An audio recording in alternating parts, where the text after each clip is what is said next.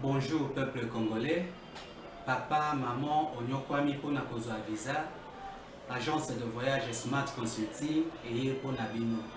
Oza na posa obima na ba pays lokola Canada, États-Unis, ba pays nyonso ba État Schengen, Turquie na ba pays lolenge na $500 Smart Consulting et saleli bino assistance et visa. Ba bourse peut être disponible pour na bana nyonso baza na posa okokende kotanga libanda pour na pays ya Tunisie, Chypre et Biélorussie. Oza na posa ya kozwa biso, toza esika ya kobunga te, okomi na rond-point Willery, na avenue Louvungi, 165, l'immeuble Kazam, na premier niveau. Toza wana, oza na posa ya kozwa ba information na nzela ya téléphone. Oza na posa ozwa biso na nzela ya téléphone, obengi biso na 081 144 38 91.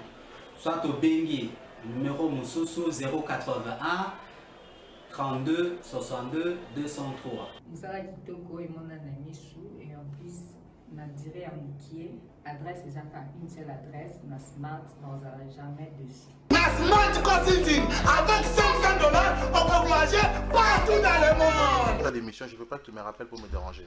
Merci. J'ai dit malamu na bino nyonso sika bozali, bozana Kinshasa, bozana Aru, bozana Rumangabu, bozana République démocratique du Congo, Mobimba, bozana pena libanda ya mboko, mbote na bino nyonso sika bozwami. J'ai dit 4 mars 2021. Bozala yawa.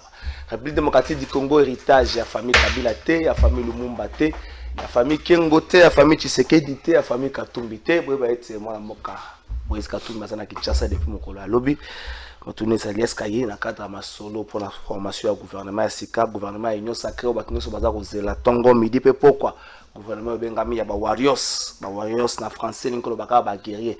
Espérons que na cadre gouvernement na ba guerrier ba kozala mais guerrier ça a un problème moko guerrier ça a sans chaud ba jeune ba guerrier ça a une première expérience. Faut baka kozala mariage entre jeunesse na bangé. Si vous avez un mariage, vous vous intéressez à tout le monde. Vous avez des côtés pour aller à Bitumba. Moi, na keba, on est allé balle. Keba, on est allé roquette. Keba, on est allé grenade. Si vous habitez aux amours passés, ni tout le monde a le bon, c'est procès qu'on fait à lobby vendredi 5 mars, na Makala. Procès au État Samia qui est na bande de quoi IGF, la tombe qui m'a congo pour na détourner au sein de secteur ya EPST, enseignement primaire, secondaire, et technique. Bandeko yo bazwaki mosolo pona kopesa makasi na gratuité enseignement mais mosolo ngo ekomaki esika esengeli pour se mettre au fond la moko lobi aux en direct na RTNC aux en lobby à partir ya 9h. Espérons que ba vérité wana ko bima mais mosolo penza ya de kambo enseignement soki bozwaki bozaka ba condamné te mais ezonga pour ya 100 jours bato ba bitu na reste que mosolo ezonga moto na makasi yangwana esika ambassadeur ya Italie akufaki semaine passée. Moko la lobby officier moko ya armée azali na ngambo ya justice auditeur moko militaire akufa ki peso snesika wana. Est-ce que question ya sécurisation ya est République démocratique du Congo kozwa solution na ngonga nini to menga pe ko kanisa na yango procès Chebeya to komi wapi yokozonga te to komeka obeta lisolo nango la révélation ya IGF to obeta lisolo nango réplique ya présidence et puis éclaircissement au porte-parole à Mokonzi Mboka qui gotia to komeka obeta lisolo nango 2023 élection ko zalate to komeka obeta lisolo nango pona yango invité moko na plateau na biso mokola lelo yazali secrétaire général adjoint chargé de la question juridique et administrative azali porte-parole ya parti pe membre ya bureau parti yango zali AVC bato banga to bi AVC mutakanso ka mutu moko sa la crise ezali crise te parti AVC ya mwana mboka Didier Boudimbu azali vice-ministre na secteur ya EPST Maître Robi Kayenga. Bonjour. Bonjour Trésor Kalafai. Je vois que présentation na salle malamu na bossani le côté. Te bossani ko bakena za pe avocat.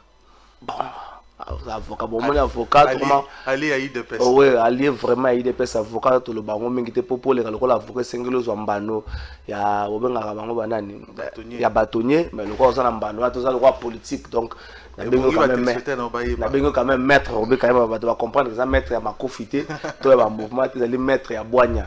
OK. AVC bato banga pourquoi pour la appellation diminutif on a AVC. Merci Trésor d'abord pour l'invitation. On a vu que Ezali Mbala Liboso, na leka na émission na yo na landaka ba émission na yo bato baleka kebele lelo pe osepeli ko ya mangai na zane sengo mingi AVC ezali kaka autre vision du Congo. Oui. Mais dignité fera bato banga ngo makasi. Bon, bato faut banga parce que ba yebi que AVC c'est un accident cardiovasculaire, bazo banga ngo pe, mais biso to tchaki ngo parce que effectivement ezali communication en fait. Ce que muto yoki AVC, AVC era posani pembeni to la kisete. Les AVC à maladie, ezali AVC o ezali koya pour que guérir maladie au Congo ezana. To gouverner Congo autrement. To gouverner République démocratique du Congo na ba idée ya sika. Na ba lolenge mususu. To tika ba pratique ya karate. To za ba pratique ya sika. Nde AVC linko la kisa. Autre vision du Congo. Et puis qu'en 2018 AVC vous avez une député té. Tu as une député té. Et puis ba to ba comprendre bien pour bonga ba parti moko jeune ou tu ko bota makala mingi té. Est-ce que vous vous préparez pour que en 2023 réseau anezalate bozala pinga to moni ba provinciaux ya AVC to moni ba nationaux ya AVC bosuka kaka te na kitambo kote botia affiche monene ya parti bosuka kaka te na Gombe po mesana ko yaka na Gombe o na Lemba po mesana na Lemba na Ngalema mais bozala au moins Kinshasa mo puis Congo mobimba te o moni ndeko Trésor Kalafaya na 2018 o moni bandeko basala ki loko wana ya seuil et bomaki biso. OK. Tous les candidats, tous na liste ya UDPS. Tous les na liste ya UDPS parce que pour atteindre seuil, tous les partis qui jeunes, ça ne pouvait pas aller. Mais les lots on a sur les 26 provinces, AVC ils a représenté. Et ça kaka awate, tous les la musala mikolonyo so oyo. Ba des yeux mine les salima tous les jours, ba tous les ngaba ya kota na AVC. Na yebi que dans 2023, il faut toper son Mozambique majorité. To lingi makambo soute. Mambia oyo no tokukeluka boye tozonga boye te toko pese pena majorité en 2023 objectif yangwana toza ko bunda Trésor to vandi kimiate to comprendre oyo ezali enjeu politique sikoyo AVC za ko sala musala yango ndo moni ba restructurer parti je mokonzi ya parti a sengete ba aménager ba chaba tu bilombe oyo ekokumbela masolo ti na 2023 po ete toko zanga ta 30 députés AVC numéro 1 à Kinshasa Zana. Il y a parti à Kinshasa. Pour une fois, il y a interfédéral na biso. Oui. Bredge. Engali. Bredge. OK. Bureau ya. Voilà, ben matembela simanda. Bureau ya AVC à Kinshasa. Pour nabi za mingi na Kitambo za bureau national AVC à Kinshasa za. Tozana na immeuble au moni immeuble du 30 juin. Na 5e niveau. Tozali wana. Na Malukupe. Tozana ba bureau, tozana bureau presque partout. Okay. Na Maluku tozana parti, tozana na bureau na biso na Maluku wana ezali nde bisika interfédéral na biso azali parce qu'il y a vandikuna na Maluku. Mais bureau na ezali wana. OK, espérons que vous rejoignez au lobby ba député belé na élection tozali ko bunda na 2023 toko pesa mokonzi mboka majorité na parlement. Wana Trésor Kalafai yo zali mo panzi sangote na yebi yo tika kalika monokite tokozonga na 2023 okotuna ngai me yo lobaki boyi ndenge nini biso toko pesa majorité c'est-à-dire biso na ba allié mususu mais toko rafler parce que lelo oyo na ndenge makambo na biso ya loi électorale et bongisa makambo ya élection ils a passé parti moko za majorité absolue na parlement mais kasi na kochana maboko ribota moko tokobimisa majorité ngai moko na kozala pe candidat ozomona kekeza la matata biso so tokokende on s'est décidé de za candidat mais bon ba kotikala ba kopesa ngozi majorité biso nte est-ce que comment na museo salama na assemblée nationale lelo topé na sénat lelo ozomona ke sengeli kozala candidat ozala lokumu wana kozala député national ou sénateur te na banzi que na 2023 population maturité kokola. Au moins l'élection n'est l'équipe cycle à 2006 cycle au moins député 2006 en 2011 té. En 2011 baïké kande baleka na 2018. Na 2023 et belé ba ozonga té. Population azako mona sikoyo azako comprendre d'abord o ezali mission il y a député national parce que en 2006 ba pesa tala té bayaka ba pesa ba mbongo ba soma ba voya bato. Na 2011 population a vraiment comprendre moi moké mais ko la corruption za ki makasi na baninga mususu moyen ndeko Tshisekedi à l'époque sa majorité zala quitté. Na 2018 population ba ina makambo ba seuil ba ina makambo loi to ba compliquer population les lois en 2023 tant to kokende population à comprendre. A comprendre bato baza ko yana ba poso ba même nzoka ne baza bankoy. Bato baza ko yana ba bino biso to boyi mutu to boyi mais baza ba ta famille politique moko na me ba cause population. population a commis kokola. Tant que vous avez élection à solo, vous en en 2023. Élection à solo. Vous en 2023. Élection à solo, en 2023, réforme. Zoyate, c'est ni bazo bouger le momote. Bato comme ko banga ke. Et salema. Toko salema ndeko. Oyebi, bato ba bloquer c'est ni za banane. C'est pas confession religieuse. C'est pas nengeni. Kasi ibonga ki ba pona bato malonga, ba pona bato malonga te. Oyebi ke ba candidat mususu balongola bango po baza tribu moko na chef de l'état. Pona ba élection ya ba mama bra bureau ya président Seni yo oyebi angoti balongola bango po non mutu baza compétent bato lokola ndeko lokola ba Sylvain aza compétent mais parce que ça auti mboka moko na mokonzi mboka balobi yeta ko lekate kasi catholique mutu ba bloquer le système wana ozomona ti balonga ba les gars au moins quelque part peut que ça la moi bien thèse n'empêche que bazina bango mutu mususu aye asali na yango ne bango ba favoriser malonga te mais bango siko ba yo comprendre que non traité que basala ba malonga papa omoni na likambo wana yo na ngato alaka te bato balaka na kati ya ba soni na bango bato na ba rappeler donner choli après ça va pendenge makambo sala ndeko wala isa maloba na ye ndeko pe nani soni kafuta pa pesa pe version de fin ba contredisa EPT sur le fond, il y a un contre été. Les candidats ne sont pas parce que les écoles sont chef de l'État. Ils sont cachés dans le but de l'État. Qu'est-ce que vous ne favoriser le coin? Ce qui est à la Kakebango, Baponaka bateau bazar compétent. Les gars, c'est des alliés mais bon, autant que tu as bateau baliki na bamalama bazaki bikoloni. Bamalmalu bango imulunda oyo lelongo imulunda oyo. Azaki moto pe perdre, mais comme président de l'Assemblée nationale. Bandima kaye. Donc, le processus est bloqué et ça, réforme à niveau de l'Assemblée nationale et ça la mettait pour je crois que projet de loi à l'Utundu là et Simba Maté. Pour nous côté projet de loi c'est combien de temps? Mais ça le maté t'es okende. Mais kasi oyebinde ko trésor Kalafa isika to utite. Oko ça l'Assemblée papa. To uti sikanini. Oyeba ki opposition makasi. Bato FCC balinga balekisa malonda Rosar malonda na bango. Biso to telemela ki salaka ba marche to telemela ki yango mokonzi mboka bloquer yango habité ko lekate ba catholique ba favoriser ki malonda au départ tant ba moni que no ba dribbler bango pa ya FCC ne ba ko se rattraper plus tard nde makambo zaka bloquer si quand attend to kozonga na 2000 na le 15 septembre le 15 mars to kolanda calendrier à l'Assemblée nationale en dehors ya investiture ya gouvernement na calendrier na bango ya ba travaux ba sala nini ko sala prévu.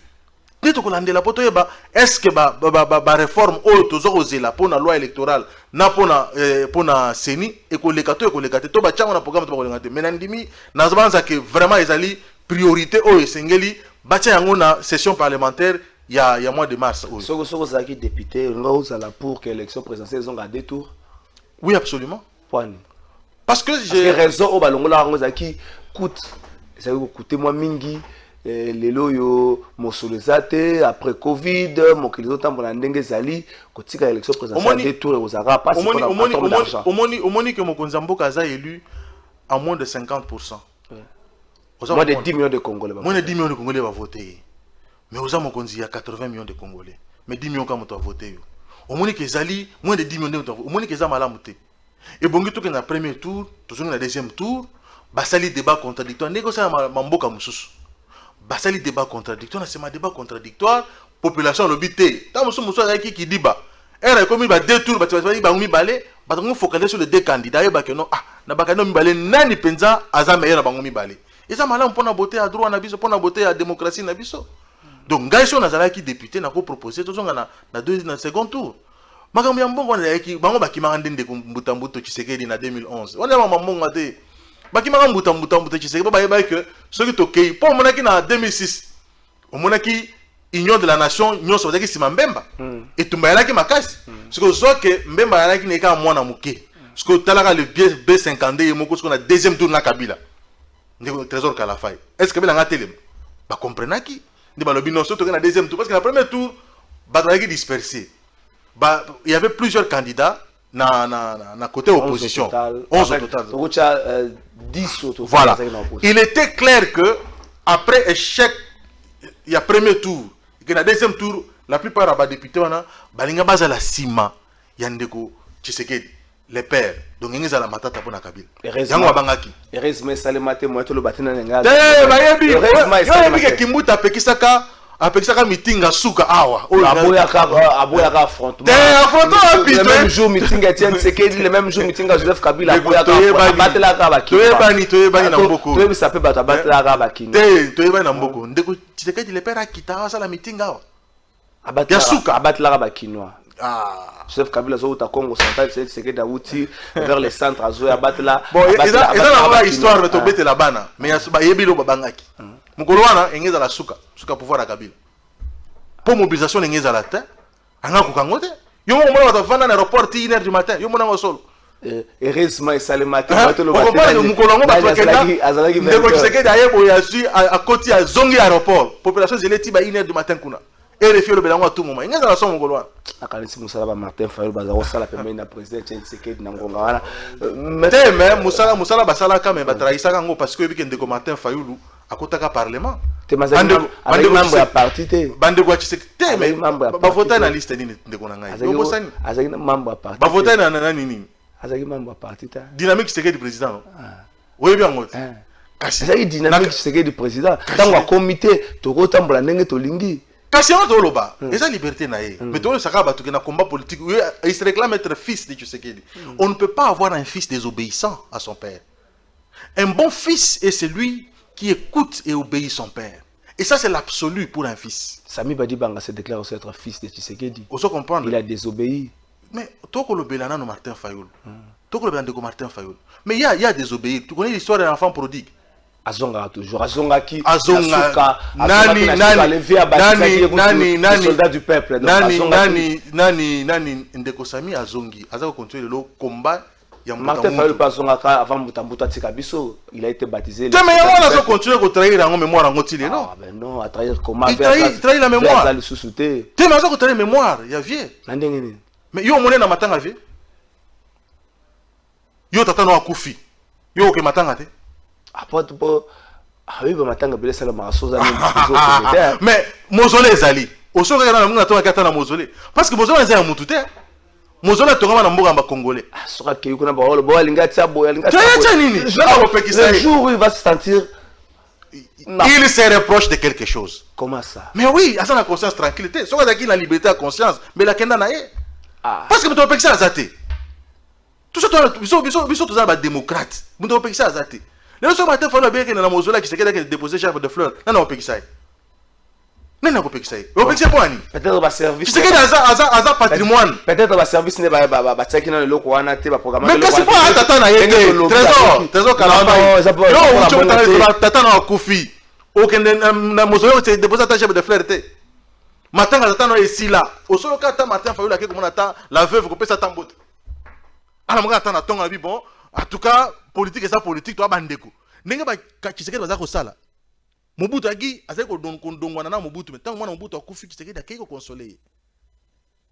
Tant Mobutu wana yo soka niveau ba Tshisekedi. O ya sana ngote ba tabiso Martin Fayulu aza ko continuer combat Tshisekedi. Tshisekedi nenga wana ta.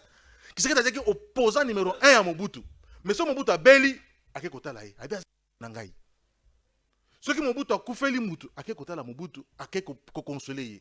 Mais yo so yoka la veuve aza awana limité awa yo kasi ndeko Martin Fayulu azua wali ke nongana ke na makopesa mama veuve wana mama wana mbote ata mbota pamba bakopekisa kota nana kopekisa yi un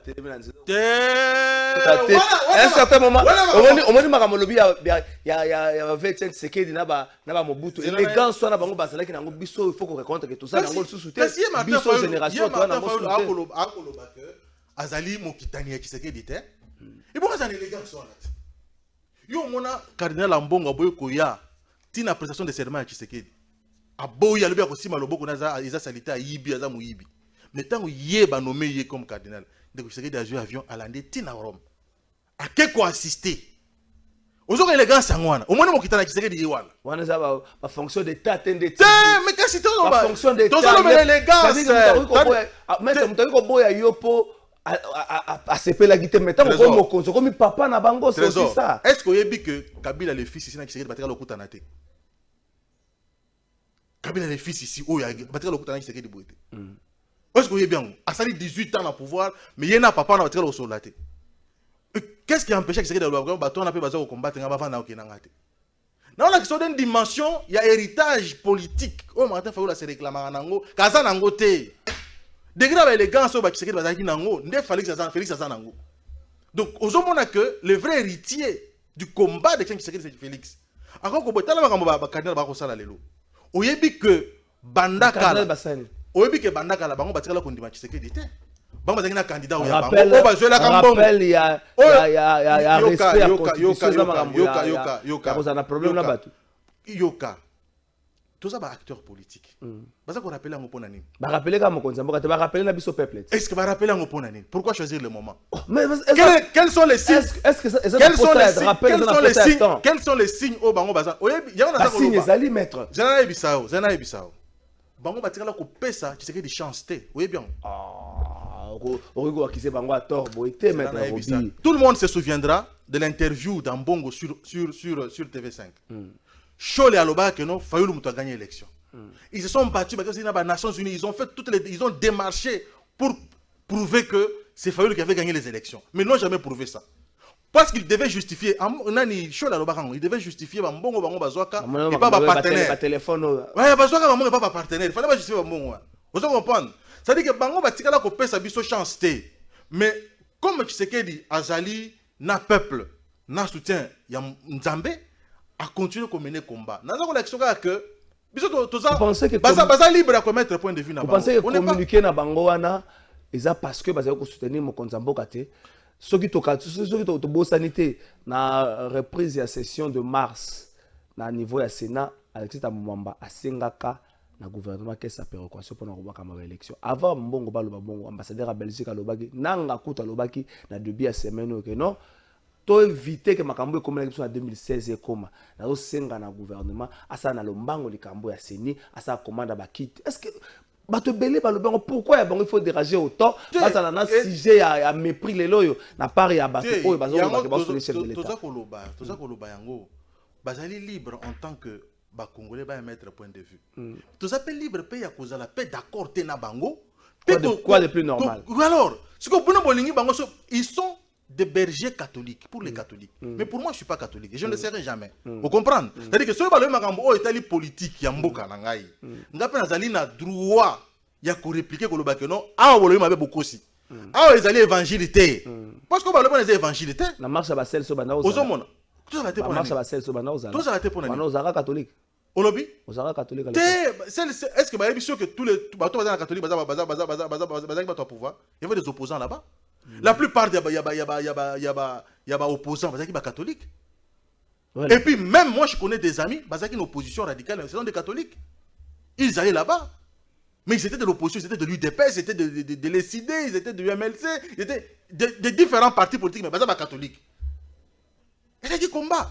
Et puis nous avons que combat au Lelo et ceux qui ont marché celle-ci à l'Ansaki. Est-ce que yo somona na ba marche wana je la même qui marché? Nous sommes dans la marche. Basango belé bazalaka basango belé to yuko bossa na ngate maître. Mais kasi tolobela combien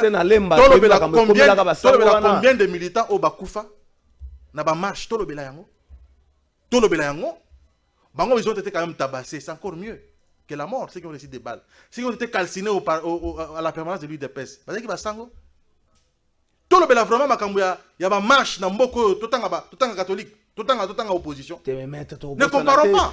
1992, tu parles de des événements isolés, mais je vous dis, il y a 37 ans de lutte pour ça. Apport et catholique maître le na combat opposition dans son ensemble maître. Toza Koboyate, ils se sont ralliés à nous. Mais ça ne leur donne pas le droit de commencer à dire même des choses qui ne sont pas vraies. Qu'est-ce qui n'est pas vrai dans communiquer?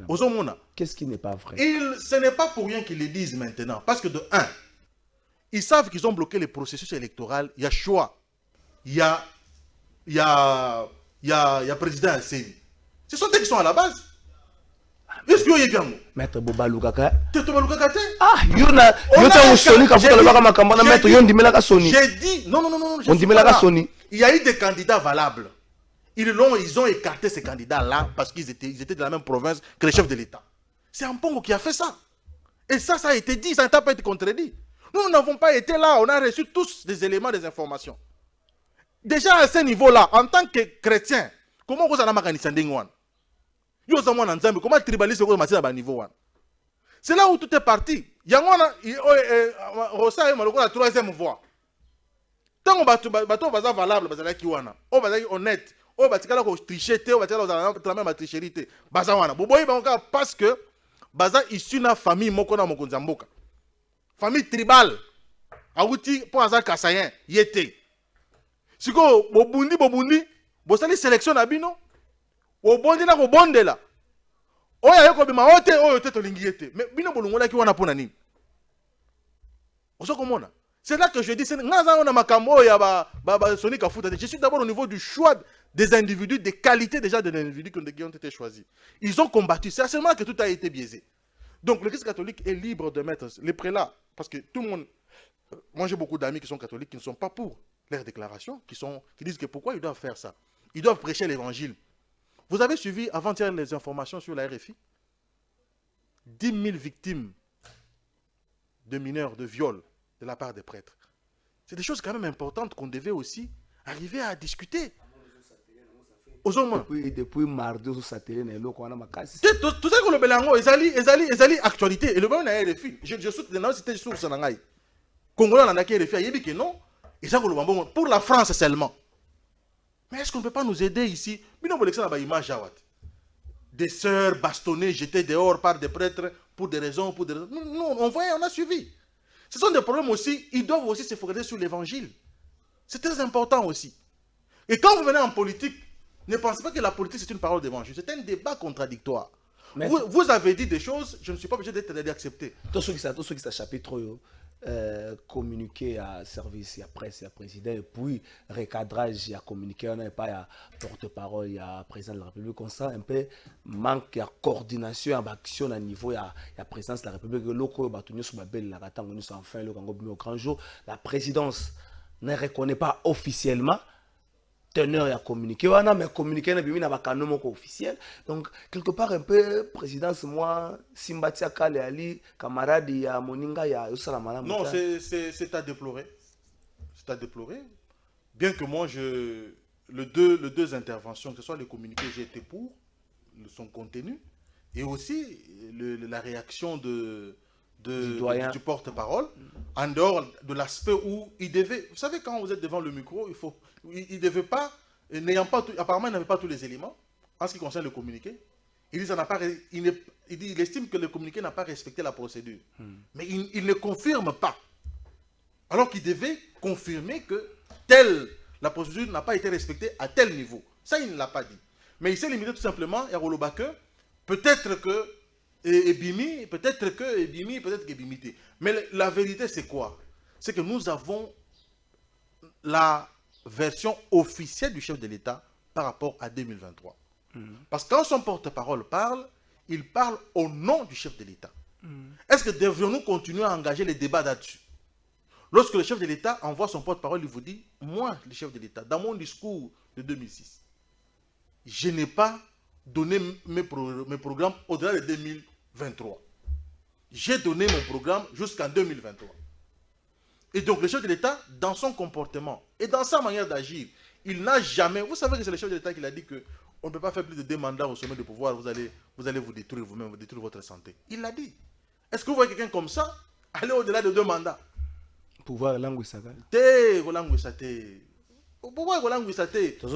Pouvoir ça n'a limite. Au moins le principe constitution, nous avons ça limite à pouvoir. C'est vrai. Nous avons le pouvoir, on a le droit d'abuser nango. Mais constitution est allée. Et ça veut dire qu'on remettre Moutounyoso na 4 yanzela. Vous comprenez? Ceux qui portent parole à Mokonzambo Kalobi. Est-ce que communiquer wana yaba prête to continuer le belayango? Baby maître Robi Batubele bazo mona lo Félix Tshisekedi loko Joseph Kabila. Problème ya sanction c'est vraiment moi passé pas naïe. Autant Joseph Kabila ne sanctionne pas ses proches, autant Félix Tshisekedi ne sanctionne pas ses proches. Bazo mona bongo communiquer wana soki on dit bien que porte-parole à Mokonzambo a estimé que pour communiquer respecter qui chronologie orthodoxie à Makambote. Mais ce qui respecte qui a monté, bato wana ti lelo ba ozanini 48 heures après ba ozanini pour ba sanctionner.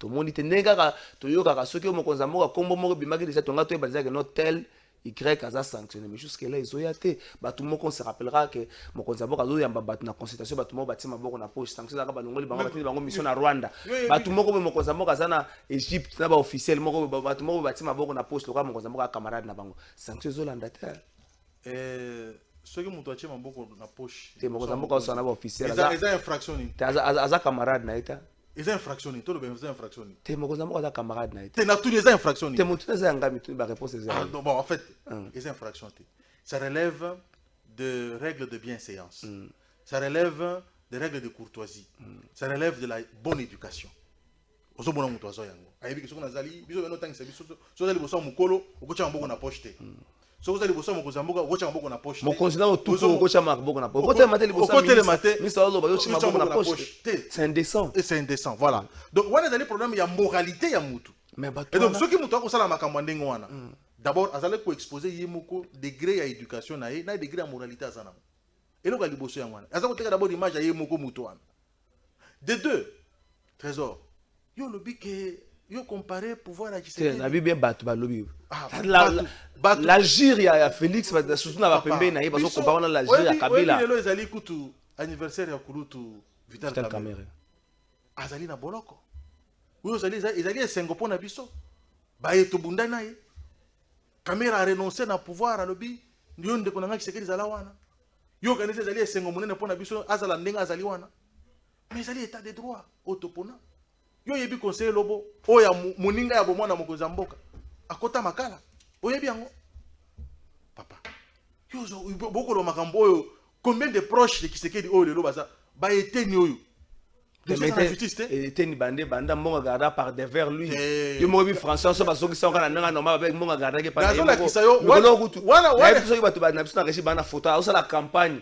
pour va voter ministre na éviter bana ba voter bisayo na ola kiso que même ata ba proche de Tshisekedi les lots baza inquiétés yo yebi combien de scandales ba mbongo sala na poka Kabila oyo yo ko toucher ba nemi wana na poka Kabila donc eza ko la kiso que photo la photo à sa campagne pour voter. Parce que jusque-là, il est présumé être innocent. Il n'y a pas eu un jugement le condamnant. Il est présumé innocent. Il joue encore de tous ses droits légitimes. Donc, Aza innocent jusqu'à présent, nous parlons. Et puis, rapport à IGF et sa justice, c'était papa. IGF et sa justice, c'était. IGF, si on avait d'ailleurs un parquet financier, ça aurait été encore très très bien. Il y a un faut que Cour de compte bâtisse en place. Asa Moussala na ye. En principe, par rapport à IGF, il fallait qu'il y ait une cour de compte. Parquet, il y a cour de compte. IGF a comment annoncer le procès. Ate wana ezali IGF va to comme na ngolo donc IGF a molimo ya wenge. Na salima mukebwe makele inspecteur général des finances a ça va point de presse koleka batu nyonso azo loba ebele. Te omoni il faut c'est un devoir de redevabilité. IGF a service ya mokonzi mboka. Asa ko yebisa congolais ke mbongo na yo oyo tala lelo basale nango ezali mabete il faut ko communiquer temazo sala congolais yeba temazo communiquer to comme ko communiquer na ba restaurant sali na siasika asali ba azo communiquer trop comme ko communiquer na ba restaurant sali restaurant kasi azo communiquer minga comme ko communiquer na ba restaurant e bongo soko moto sali restaurant na kati ya IGF azo communiquer pour que batu ba collaborateur bazo ka moi temps ya kolia ta moi loko est-ce que sali mabe ye mokonzi mboka poni bozo mona makamyo saka ka mabe na banda kunyoso minene oyo ezala ka ndenge wana oyo ezala ba institution et puis na okela mokonzi mboka mawa na ndenge nini mokonzi mboka mona Congo grand mokonzi mboka parce que ça ba repère na a mona Congo lokola Allemagne d'Afrique mona Congo grand il va faire des millionnaires en Congo mais ce que sur hôtelier moko bateau basa même na mokonzi mboka pour accompagner ta musique makanisi na ye mona mutasali restaurant na kati za kwa to na Congo ba sali restaurant teza kwa na Congo ba sali restaurant ba bengi ba presse boya o ba bandule ba sa Congo est-ce que yebi que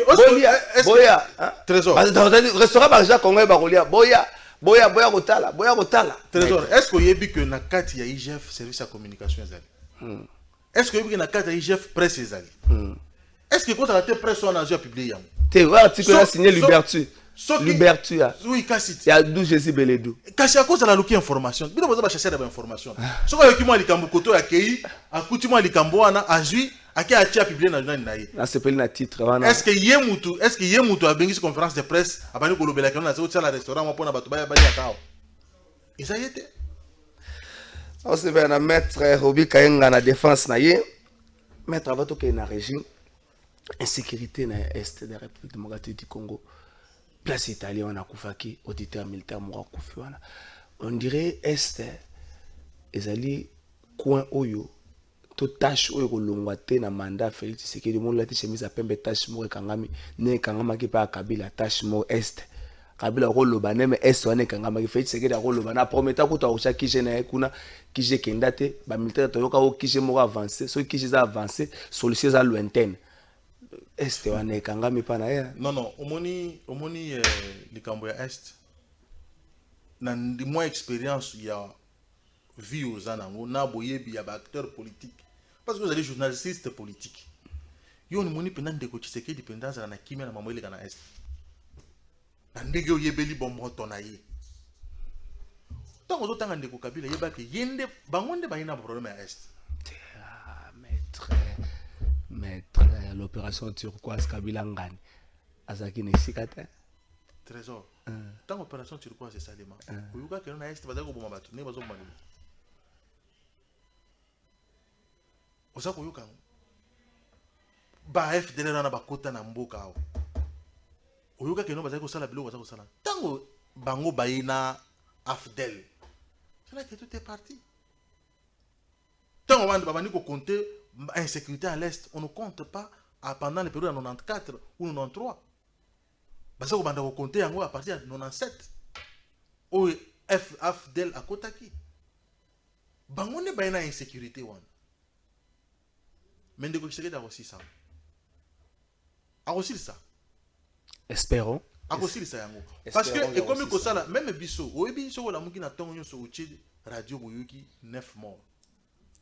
6 morts. Il faut aller inhumain pour your capacité. Boni ceux qui sont au capacité, yo capacité. Et le bisa yo eza pasi ya komona que bande waza kokufa kuna. Olo bango ne sengote. Mais boni mokonza mboka oyo ba population epesi oyo ala kaki d'abord sécurité wana. O ba yembela kai. Oyo ala kaki sécurité. Amona ke baza kokufa pendant que ye aza mokonza mboka. A cause ne sengote. Tozali koloba. Yango tozali koloba ezali nde babiloko oyo ba église ebongi ko accompagner na rapport ya église na communiqué ya église wana makambo wana pa ezalaki na ezalaki soko lingi na senga téléphone na routine na WhatsApp parce que bomo ya mutu eleki élection na routine na WhatsApp bomo ya mutu eleki élection Christ akufa pona ko sikola batu pa pona makambo élection bango lokola basali banganga nzambe bomo ya moto eleki nyonso to lobela yango mingi to chama kelele mingi epai wana to dénoncer pour makambo eleka na est batu bayebi le vrai problème qu'il y a là-bas batu bayebi batango bazawa bayebi Maître Robi Kayenga toke na régie nazo kamwa depuis film oyo ezalaki diffusé na kisasa batu bavandi calme mais en 2012 société civile organisation des droits de l'homme ba mouvement citoyen ba tombolaka mongongo pona ko senga été film oyo diffusé mutaboya fait diffusion film wana bon azana kati union sacrée le lobe film mango eleki bon na habité tam so pesa biso ba explication na ba raison aboyela ka film oyo diffusé to ken na régie tout la extrait ya procès Chebeya otala nenge et ba genre la police ba genre ba service de sécurité ba militaire tango zo kende ko exécuter ordre moko zalaka na ba limite soki te tango koma liboso bazuzi no koma kilo oyenda yebisa nga ya wangani botala extrait bon to kozonga na comprendre même maître Robin a moni depuis mardi na ba réseaux sociaux zongela ba révélation ya église catholique o ya Paris pédophile mais makambo ya Chebeya na ki maître Robin zongela ngote na yebisa point na ko pesa biso ba raison na toke na régie Floribert Chebeya le 1er juin à 9h56 pour qu'il vienne à l'inspection générale. Il ne serait jamais venu. Et les relevés téléphoniques fournis par Tigo le démontrent.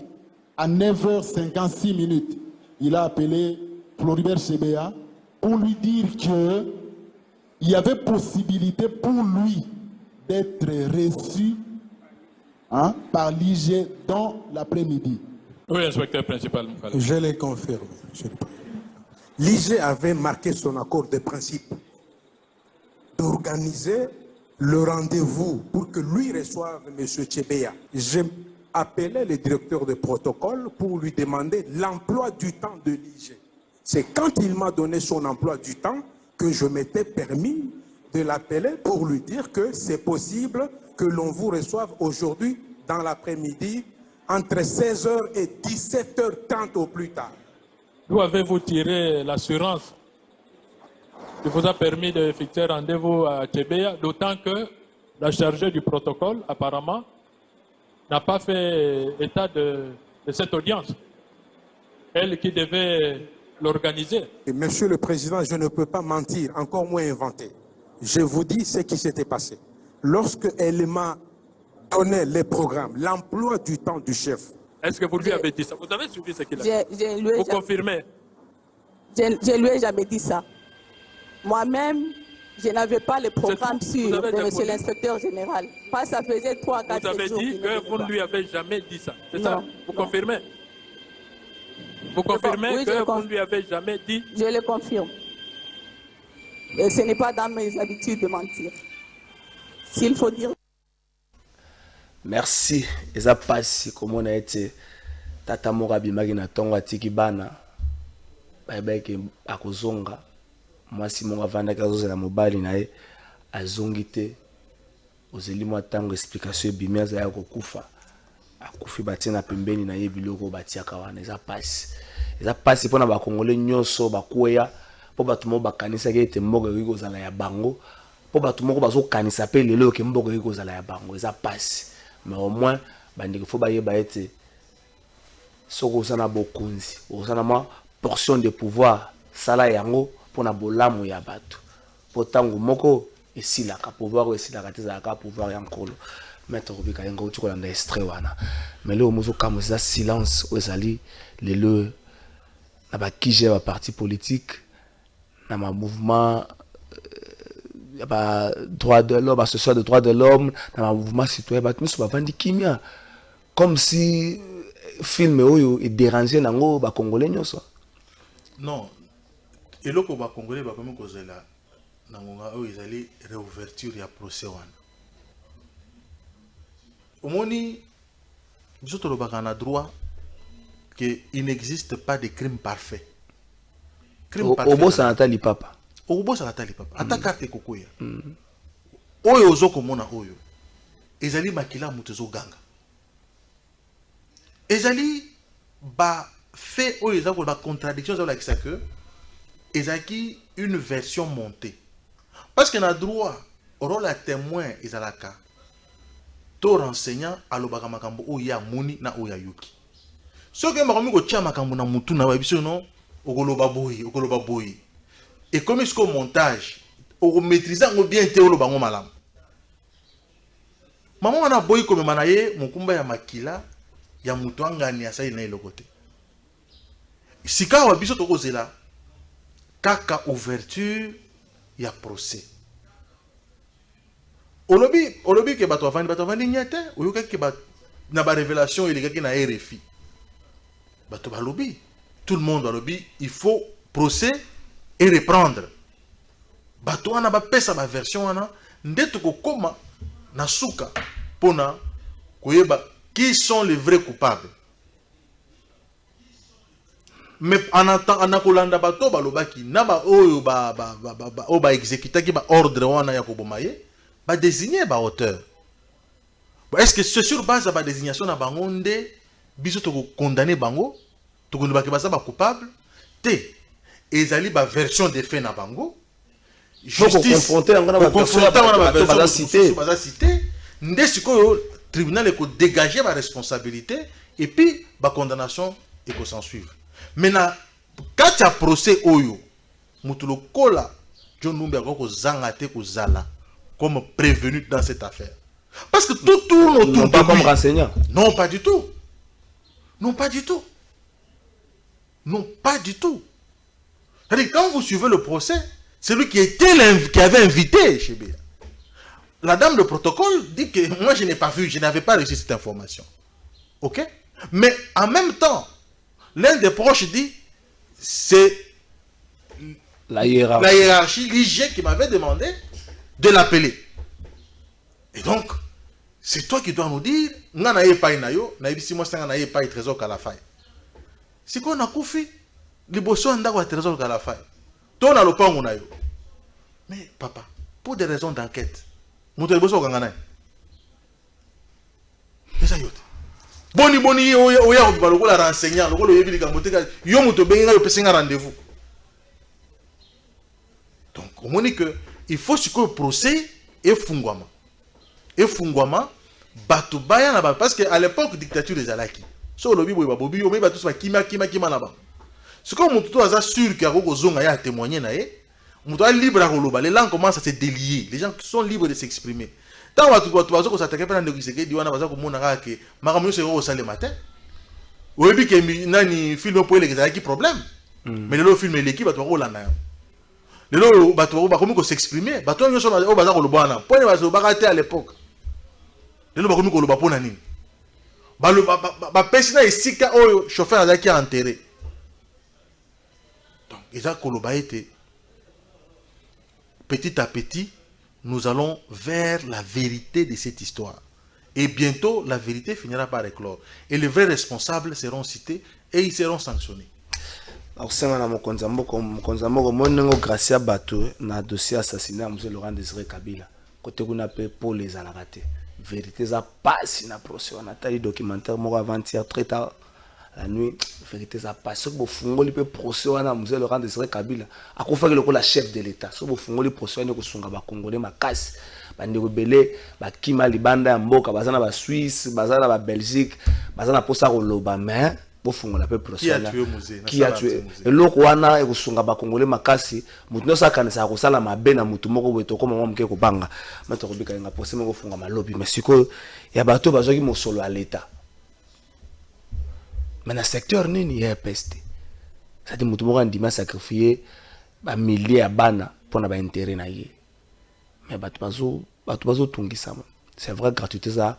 Les camarades me ont posé moi problème belé ba difficulté zali mais bato mo bazwa ki mosolo mais ndenge nini bato wana ba ko tsama na boloko ba considère bango direct ba yete motuna ya pasi wana tango bi soki John Numbi ye muta bengaki ndenge nini azala ko renseigner aussi longtemps ye muta bengaki mais bato wana bazaki ba chef hiérarchique moko numéro 1 Sekopé secrétaire général du ministère de l'enseignement ba considère bango ba tikala ko yate ndeko trésor oyebi bakonzi na bango banani bakonzi na bango direct ça bana za ministre oyebi que il faut bato bayeba baza ko reprocher bango nini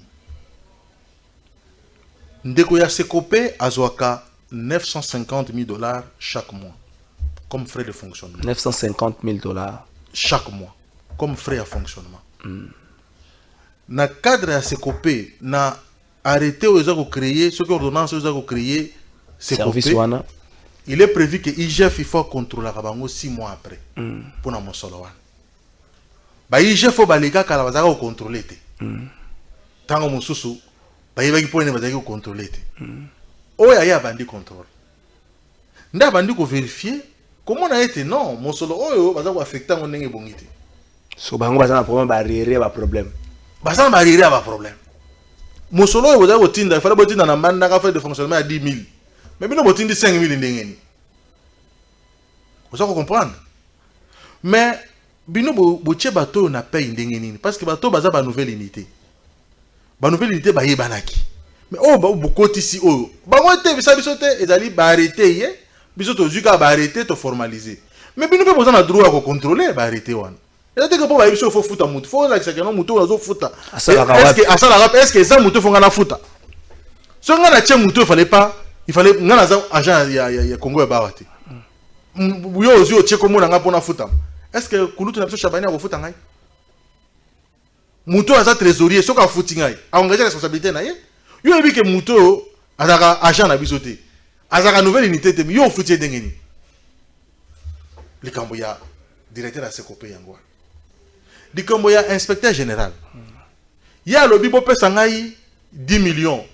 Na organisé ba examen d'état na ba tenafep. babimisi misolo na babimisi par exemple 3 millions. L'état tali oya koki. Tali oya koki. Na ba pesi a organiser ba élection. Ba examen. Mais pesa ba justification ndenge o dépenser mbongo parce que sengaki 10 millions. Ba pesi yo moins que oyo o sengaki. Mais tu es arrivé quand même au même résultat. C'est vrai dans des conditions difficiles. On tient compte na ozanango. On tient compte ozanango. Mais kasi loba mbongo ngo o dépenser ngo ndengeni. Bimisa ba justification. Exact. C'est ça. Et là, on va regarder là, yango wana. C'est quoi, on lobby, likambo ya ministre. Mais ministre, baza ko reprocher ba makambo mususu. Procédure, au moins ba décision de ba poursuite. Procédure pour na ko interpeller ministre, ça la mutu nyo sauter. Ministre, il faut beaucoup qu'il y ait na cour de cassation, na parquet, parquet et senga parlement. Parlement a ordonné la poursuite contre lui. Ndebalandelaï. Ndenge parlement ne yalaka. Ezaki facilité pour que balandelande ko wana. To batuna emituna to justice et ça la musala nango. Na yebi que na parlement ezo ya sika. Bako procureur pour la cour de cassation parce que dossier azwaki yango. Anango dossier pour la rater. Pour na ba dossier ko na ba détournement wana et pour la rater. Ezanango. Alobi le ministère c'est une combinaison, ça déjà un ticket plutôt. Donc les titulaires et son vice, il y a un moni dossier zo. Au moni soki bato ba ko lobela makambo. Les titulaires et son vice, il y a un dossier zo là. So bato ba ko lobela makambo wana. C'est que bato wana ba yebite ndenge ba ministère fonctionnaka. Au yebi ministère fonctionnaka sur base il y a constitution. Na sur base il y a ordonnance portant les attributions du ministère. Na ordonnance sur ami balé oyo sur les modalités de fonctionnement entre les chefs de l'État, le gouvernement et les chefs de l'État. Na ordonnance wana vice-ministre n'a qu'un azana yika ka protocole, il a un service protocolaire. So ba nommé vice-ministre aux a pouvoir à mon côté. Yo tous les courriers sont adressés au ministre. Tous les courriers sont adressés au ministre. C'est au ministre que tous les courriers sont adressés. C'est-à-dire que le ministre a koki kozwa. C'est-à-dire que le ministre a koki kozwa. A koki kozwa ba courrier sans kala kisayango vice-ministre. Il n'est pas obligé. Il n'est pas obligé. Bien que balobi qu'il faut collaborer. Mais cette collaboration ne sort d'aucune sanction. C'est-à-dire que ce qui ministre a la qui c'était. Ça lui peut m'embêter. Ça lui peut m'embêter. L'arbitrage, le président du Premier ministre a arbitré tout ça, a conseil et tout ça. Mais il n'y a aucune sanction que nous soit. Il y a eu parfaite collaboration. Des deux. Pour nous signer arrêté. Vice-ministre a signé arrêté. Ça c'est connu. A signé arrêté. Nous signé arrêté, Zali, ministre titulaire. Vous savez comment? Deko, toko lobela yango. Tant que yemoko ministre kozala. Parce que bateau bakeko oba sambi. Oba bando samba lobi. Oba bando samba lobi. Oyoki moto asitaki. Po bandaki on a parqué. Babandaki on a parqué. Pas IGF na pas mususu. Oyoki batanga kombo ya vice ministre. Batanga qui était. Parce que le système nenge salama ki on tant boza ko tia gestion familiale na ba ministère. Tant boza ko tia ba binu ba parti politique. Bata peut perdre azana baza ko sala makambo pour que vice ministre aye baté. Na réception qui est là. Na finance, conseil financier à Zanani par rapport à ministre. Donc, tant que makamana za ko sale mabongo, ya za ko yebelo côté. Ce que bolinga c'est la solidarité dans le mal. Ce que ko tuna le bime na yoki boy na tuni likambo ya ote ko na mamado zo za lokuta. Ya ko sala ndenge. Donc, elingi ko lo baté que pour Nathalie vice ministre ceux qui ont les infractions individuelles. Le problème c'est que mais la preuve est là. Vous avez vu que Bissomo est mort au Kamo. Maramuso Sokamo, j'ai découvert un bazo Bisson. Azokamo. Accompagné qui était pas chef. Mugolbaza Mugolbantandaki ministre. Et il y a un chef, la débat contradictoire. Vice-ministre Alaki. Alaki Hollanda, alors comprendre makambo za kutuna ete. Tango asisi be, ayebi me nanga na tuni yeme nde abino makambo ba osenga kuna ngana oyeba nguto ngote. La preuve elle est là. Lorsqu'on se croit peut-être être plus malin que l'autre, peut-être que ça peut faire des choses comme ça. Mais puis, jusque-là aussi, la responsabilité du ministre n'est pas encore établie. Ok. Dans la question que notre service est coupé, c'est un service autonome. Dans ma commence à reprocher IG, dans ma commence à Zui, pour organiser. À gérer. À gérer dans l'examen à Souka. Voilà. C'est coupé, ça n'est pas. Papa, c'est moi Kala. Et Banda moi Kala. Moi Kala, Monsieur Lebi Makakuna, Bobo Gérard, on n'est ni. N'est pas tout ni. Au Gérard Misolo, on n'est ni. Et puis de deux, n'est ni au foutu bateau, il fallait pas au foot. Vous avez le droit de veiller, ceux qui ont au foot, moi on a 5 ans. Asa na kata arrêté yo ko futa ete basunga tata na basoki za bongo basunga tata bale nozongisa bambongo bato basoki otaki mwana 5 ke nozongisa bambongo tamususu bambongo ezongi ko zabia bango oyo basali musala wana soko landi procès aux ala je crois que aux ala télévisé bango est-ce que batangi mutu yo lingi omona asamba wana tenga na lingi mutu ta ngana lingi mutu ngana tuna ka mutu na tenga na linga mutu est-ce que bango moko parce que bango ne faut pas le battre ils habitent sauter ezali ministre, par exemple. Bon, batangi était. Bon. Ce qu'on dit, c'est qu'inventer, bah fait. Si les gens veulent faire une solidarité, dans le mal, et ça, les Camerounais bango. Mais ceux qui bango malobi te, papa, biso to zwaki mon solo te.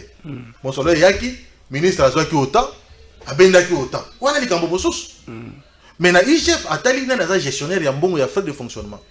Quel est l'organe qui paye? Au foot, c'est parce que yo ça fait le droit de contrôler, bah arrêter. Bah il a arrêté, bon il aussi arrêté, bon on va dire qu'au foot à battre.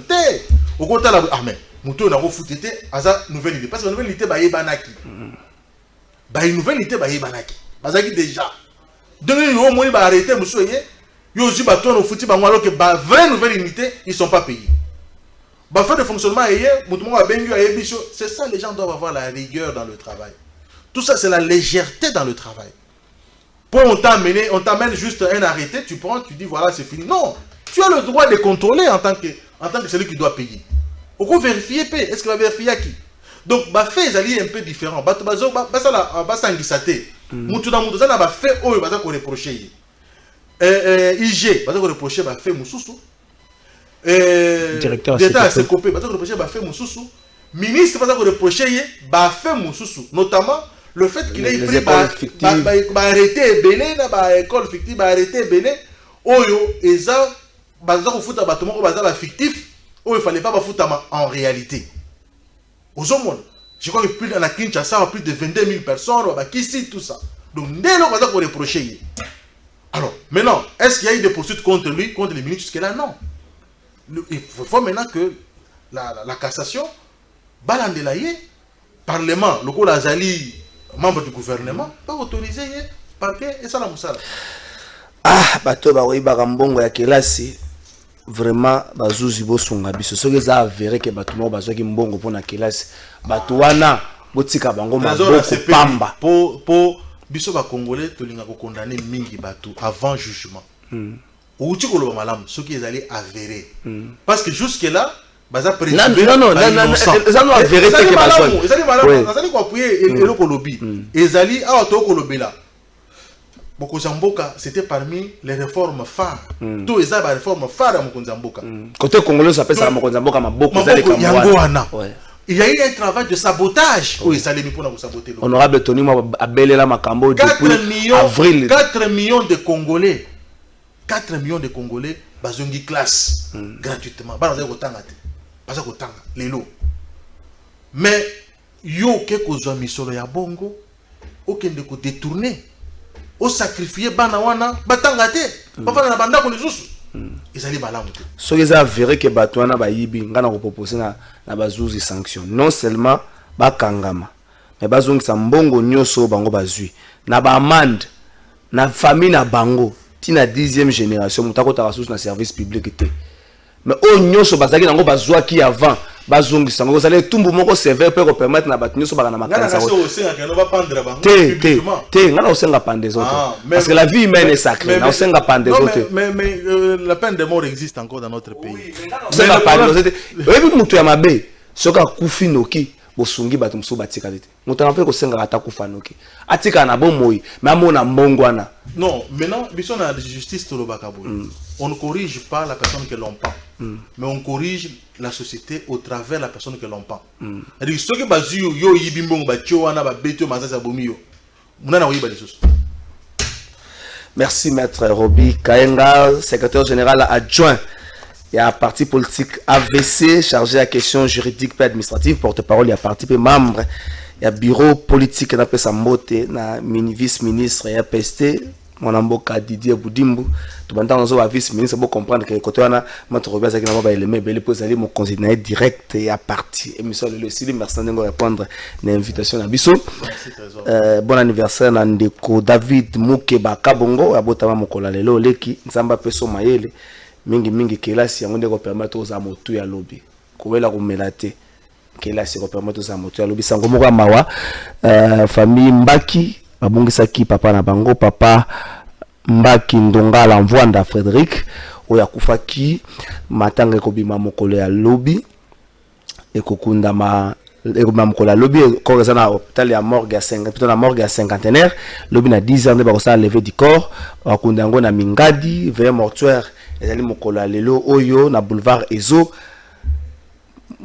Ezo je crois oui et si kawapi bakosala matanga mais mikolo matanga ko mpe moi passe boya osala matanga boy général Sylvano Kasongo à côté les bino akolongola ba tante nyonso wana to présenter ba condoléances na libota mobimba ya papa Mbaki mingi penza na Diane Mbaki. Merci na bino émission le Sili. Bonjour peuple congolais. Papa, maman, onyokwami pona kozwa visa. Agence de voyage Smart Consulting et pour Nabino. Aux ana posa obima na ba pays lokola Canada, États-Unis, ba pays nyonso ba état Schengen, Turquie na ba pays lolenge na $500 Smart Consulting et saleli bino assistance et visa. Ba bourse pesa disponible pour na bana nyonso bazana posa okokende kotanga libanda pona pays ya Tunisie, Chypre et Biélorussie. Ozana posa ya kozwa biso, toza esika ya kobunga te, okomi na rond-point Willery, na avenue Louvungi, 165, l'immeuble Kazam, na premier niveau. Toza wana, ozana posa ya kozwa ba information na nzela ya téléphone. Ozana posa ozwa biso na nzela ya téléphone, obengi biso na 081 144 38 91. Soit obengi numéro Moussousou 081 32 62 203. Moussala Kitoko et mon Michou et en plus n'a diré à Moukié, adresse les affaires une seule adresse, na Smart, vous n'aurez jamais dessus. Na Smart Consulting, avec $500, on peut voyager partout dans le monde.